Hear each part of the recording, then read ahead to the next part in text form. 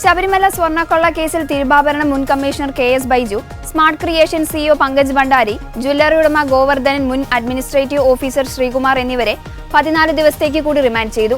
പ്രതികളെ കൊല്ലം വിജിലൻസ് കോടതിയിൽ ഹാജരാക്കിയിരുന്നു. തന്ത്രി കണ്ഠരര് രാജീവരുടെ ജാമ്യഹർജി പരിഗണിക്കുന്നത് ഫെബ്രുവരി 3 മാറ്റിയിട്ടുണ്ട്. കട്ടിളപ്പാളി കേസിലാണ് 3 തീയതി വാദം കേൾക്കുക. ദ്വാരപാലക ശില്പ കേസിൽ തന്ത്രിയുടെ ജാമ്യാപേക്ഷ ഇന്ന് വിജിലൻസ് കോടതിയിൽ സമർപ്പിച്ചു. തന്ത്രിക്കായി മുതിർന്ന അഭിഭാഷകൻ K. രാമൻപിള്ള ഓൺലൈനായി ഹാജരായി. അതേസമയം ശബരിമല സ്വർണ്ണക്കൊള്ള കേസിൽ അന്വേഷണം മുൻ Devaswom board president PC പ്രശാന്തനിലേക്കും കേന്ദ്രീകരിക്കുകയാണ് SIT. Thiruvananthapuram police ക്ലബ്ബിൽ വെച്ച് പ്രശാന്തന്റെ മൊഴിയെടുത്തു.